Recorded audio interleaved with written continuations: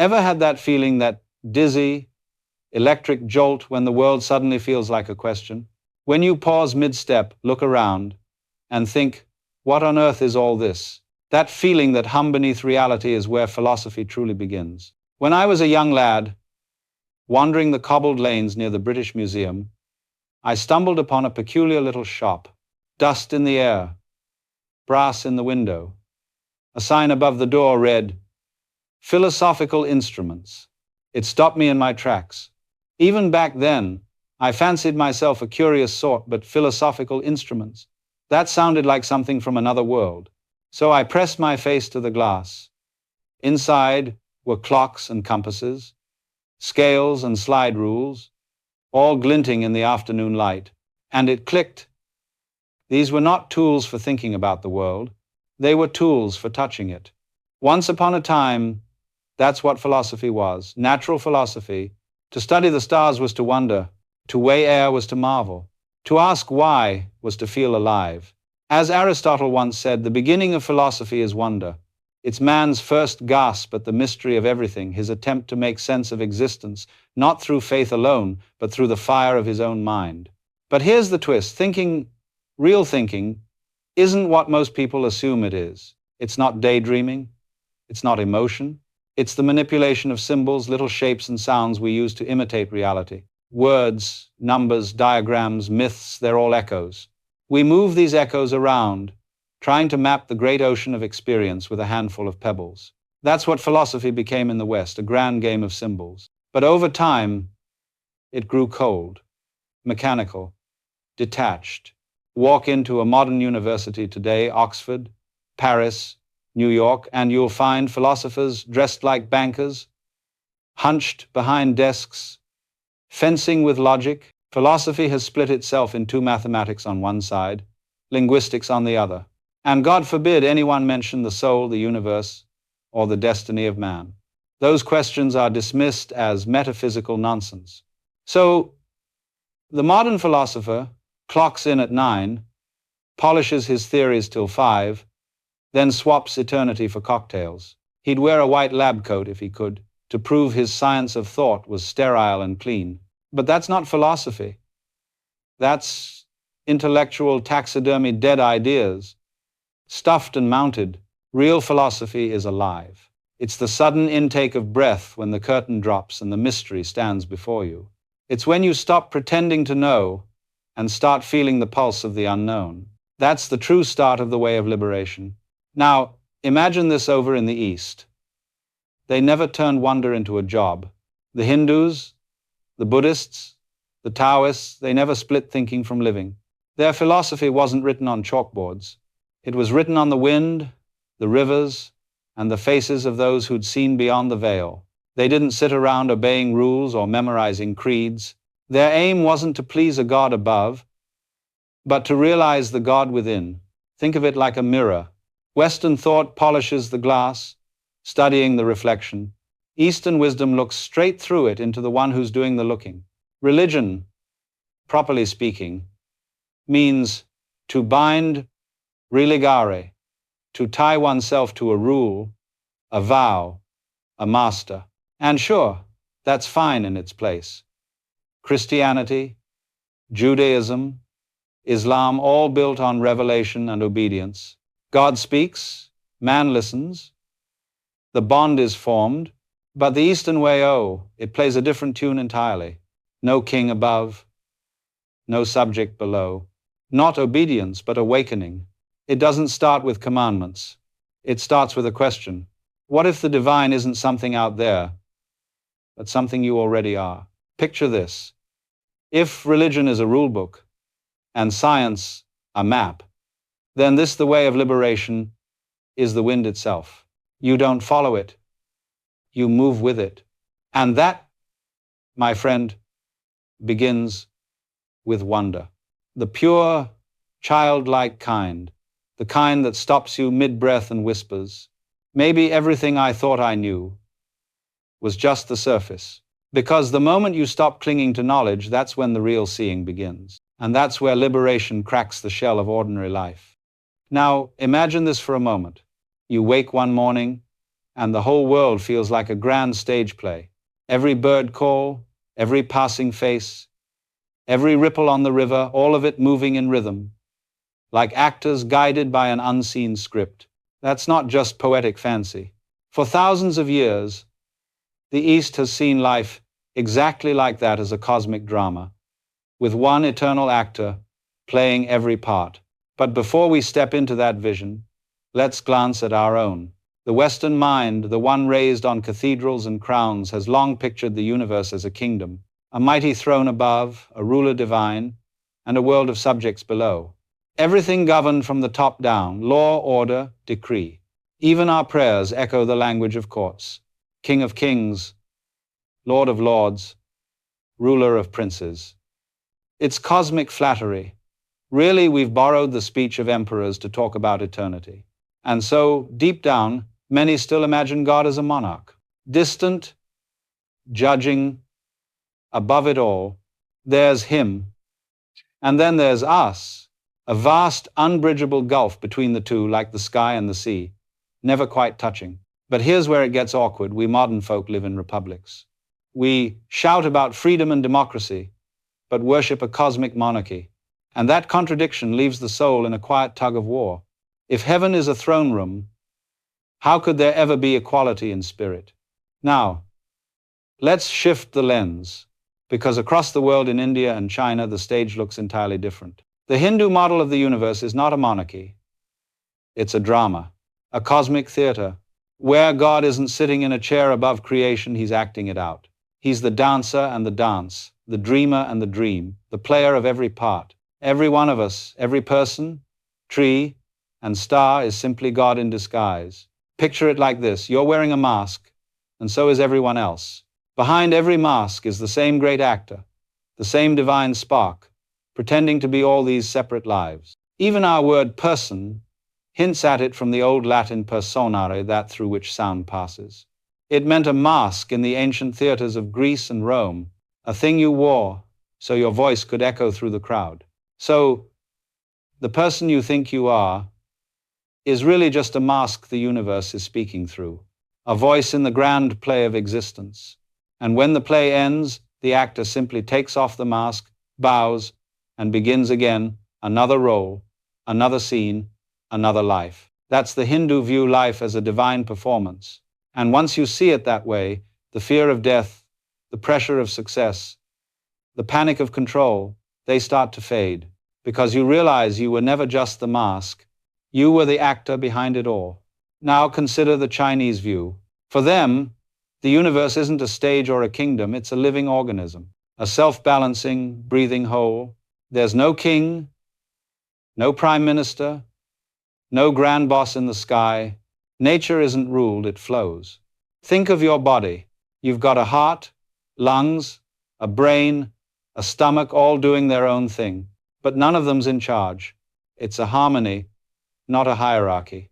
The brain might fancy itself the boss, but try telling your stomach that when you're starving. The truth is, each organ supports the others, like instruments in an orchestra. No conductor, no master, just balance. That's how the Chinese saw the world, as a spontaneous harmony. They called it the Tao, the way. Not a path you follow, but the current that carries you when you stop thrashing about. Lao Tzu wrote, "The great Tao flows everywhere, both to the left and to the right. It loves and nourishes all things, but does not lord it over them." So the Tao isn't a person or a god, it's the rhythm of reality itself, like the pulse in your veins or the tide at the shore. It happens of its own accord. When your heart beats, that's the Tao. When a wave curls and breaks, that's the Tao. When a thought rises and falls, that too is the Tao. It's what the Chinese call Ziran, meaning self-so, or what happens by itself. No command, no control, just flow. And if the Western world is obsessed with control, the Tao whispers the opposite truth. Stop forcing, start allowing, because the universe isn't a machine you can steer, it's an ocean you learn to float in. So now, between these worlds, we have three great metaphors: the monarchy of the West, the theater of India, and the organism of China. One ruled by power, one played as art, one grown in balance, and each offers its own answer to that quiet question. What are we doing here? We've wandered through three worlds, a kingdom, a theater, and a living organism. But here's the strange twist. None of them were ever real. They were mirrors, reflections, pointing to something beyond words. They were metaphors, not maps, fingerprints of truth, not truth itself. And somewhere along the way, we forgot that. Human beings, clever as we are, took the finger and worshipped it instead of the moon. We built temples to symbols, crowned concepts as kings, and mistook the stories for the source. But these images, kingdom, theater, organism, were never meant to trap us. They were meant to free us, to help us see that what we call life is far more fluid, far more magical than our minds can hold. Imagine standing before a mirror. You look and the reflection changes. A child, a stranger, a dream you half remember. Then, for a brief flicker, you realize the reflection isn't separate from you. It's made of you. That's what the sages meant. These ancient philosophies, Hindu, Buddhist, Taoist, aren't asking you to believe in something out there. They're asking you to see what's right here. You're not some tiny being peering at the universe from the outside. You're the universe, looking at itself through human eyes. In the Western mind, God tends to sit above creation, a craftsman who built the world and then signed his name in the corner. But in the East, creation isn't a one-time act. It's a dance happening right now, everywhere, all at once. Reality is the rhythm of that dance. And you're not watching it. You're in it. The Hindus call this play of existence Leela, the divine game. Life isn't a solemn courtroom. It's a stage where the infinite plays at being finite. Every one of us wears a mask, a role, a name, a story.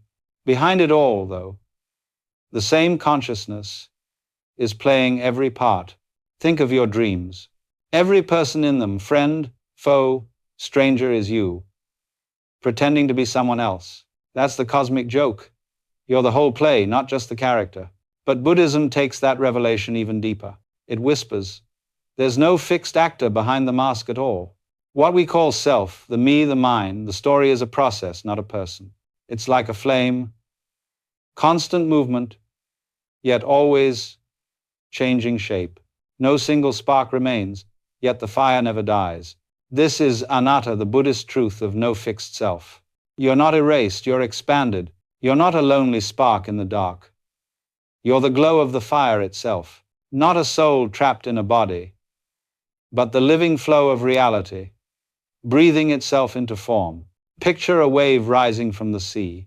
It shimmers for a moment, a name, a face, a heartbeat, then sinks back. The ocean doesn't lose it. It was never gone.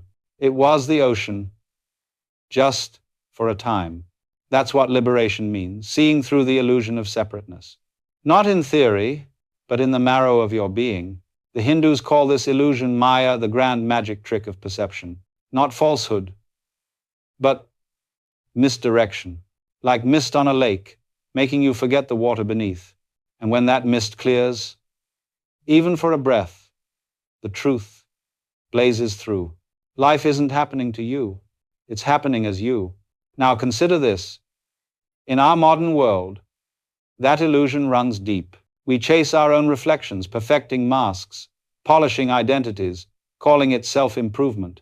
We keep searching for the self as if it were lost somewhere out there, hiding under success or failure or someone else's approval.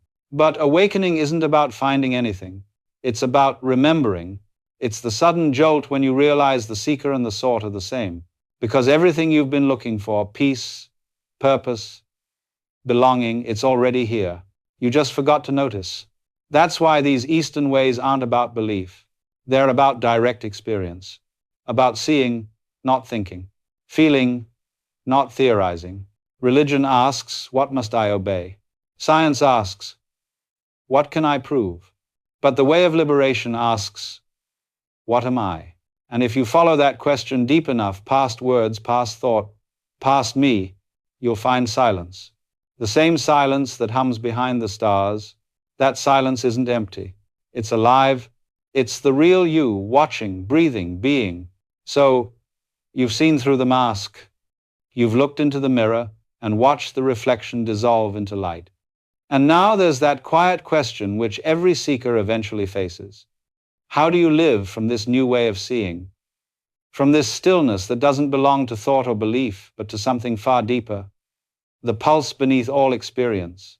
Awakening, after all, is not a destination, but a turning point, the moment when the eyes open not just to the mystery of existence, but to the art of being truly alive within it. It isn't about withdrawing from the world or escaping its noise, but rather about learning to move through it without being dragged by its illusions. It is to walk among chaos with a calm center, to live fully without clinging to any of it, to realize that freedom doesn't mean running away. It means no longer needing to. Imagine, for a moment, that you've been holding your breath your entire life, unconsciously, tightly, desperately. Then one day, without warning, something within you exhales. That single breath of release, soft, complete, and effortless, that's what awakening feels like. It's not a thunderclap, nor a beam of divine light descending from the heavens. It's the simple recognition that you no longer have to fight yourself. In the great traditions of the East, Buddhism, Hinduism, Taoism, this art of release is cultivated through practice, not through belief. They don't ask you to accept creeds or doctrines. They invite you to discover, directly and personally, what it means to be conscious without the veil of restlessness and resistance. And that journey begins, almost always, with one simple gesture, stillness. In Buddhism, it's called dhyana, the deep absorption of meditation. In Taoism, it's Wu Wei, the art of effortless action. In Hindu thought, it's the inner silence that arises in yoga, meaning union, the joining of what was never truly apart.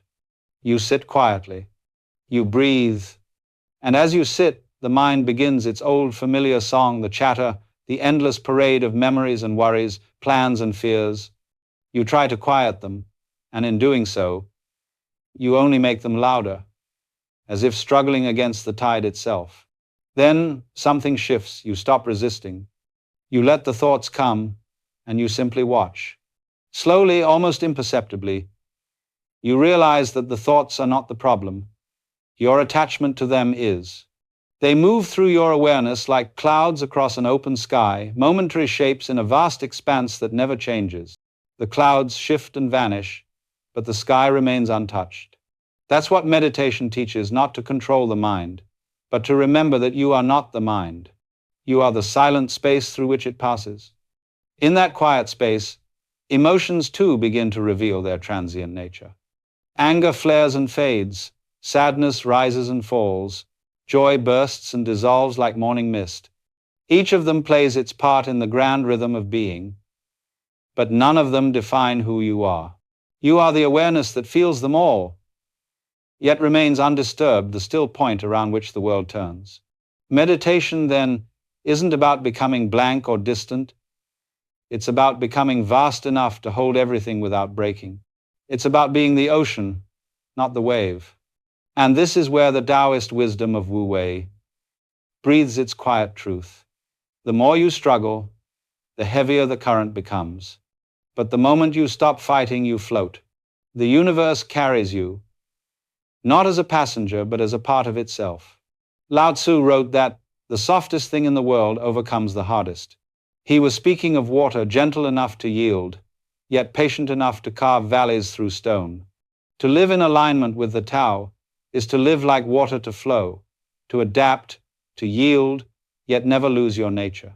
The same spirit runs through Hinduism's vision of yoga. Not the stretching of muscles, but the stretching of consciousness, a union, a remembering that there was never any separation between the self and the divine to begin with. It's the art of seeing God in the ordinary, in the act of breathing, walking, or washing a cup. The true practice, then, isn't found in temples or retreats, but in the moment itself, in brushing your teeth with awareness, in hearing the rain without judging its mood, in sipping your tea as if it were eternity disguised as warmth. Each act, however small, becomes sacred when you are present for it. Each breath becomes a teacher, each silence a reminder. Of course, the mind will resist. It has been the master for so long that it cannot bear to surrender. It will whisper that you're wasting time, that stillness is idleness, that the world will collapse if you stop trying to hold it together. But awareness doesn't need to hold anything. It simply sees. And in that seeing, the knots untie themselves. You discover that freedom isn't the absence of limitation. It's the absence of resistance to limitation. To walk in freedom is to realize that nothing needs to change for life to be whole. The ordinary becomes luminous. The simple becomes profound.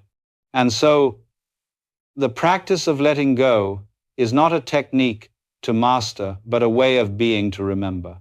A return to that quiet rhythm beneath thought, where existence hums effortlessly, like wind through trees or breath through a flute. Every seeker reaches this moment, the end of the path, where silence replaces searching, not with fireworks or revelation, but with something smaller, simpler, a quiet so complete it almost feels like home. It is here that the great turning happens, where the journey outwards folds back upon itself, and you realize the thing you sought was never hidden at all. It had only been overlooked, buried beneath the noise of trying. And as the noise fades, what remains is not some distant paradise or celestial victory, but the gentle hum of being itself ordinary, tender, infinitely enough. The mountain has been climbed, yet there is no summit waiting. There's only the same sky you stood beneath at the beginning, vast, unbroken, impossibly familiar. Nothing has changed, and yet somehow everything has. For enlightenment does not strike like lightning. It unfolds like dawn. It seeps quietly into the corners of perception until the most mundane things, a teacup, a breath, the sound of birds, shimmer with unspeakable clarity. You realize the sacred was never somewhere else. It was here, all along. The old masters used to say, before enlightenment, chop wood, carry water. After enlightenment, chop wood, carry water. At first glance, that sounds almost anticlimactic, like the story ends exactly where it began. But that's the point. The difference is no longer in what you do, but in how you see. You still wake up in the same body, live in the same world, face the same weather. Only now, life is no longer something happening to you, it's happening as you. You move through it without resistance, as naturally as breath moves through lungs. Each act becomes an echo of balance, each thought a ripple on the surface of stillness. You no longer run from discomfort or chase joy like a prize. You let them both arise and fall away, like tides coming home to the same sea. Suffering loses its sharpness, not because pain disappears, but because the one who clung to it no longer needs to. To live in awakening is to see that the divine never left the world. It didn't hide in the stars or retreat into holy books. It's humming in the background of every moment. The laughter in the marketplace, the smell of rain on concrete, the weight of your own heartbeat reminding you that existence is already miraculous. You begin to sense that God, or Tao, or whatever name you give to the mystery, was never somewhere up there.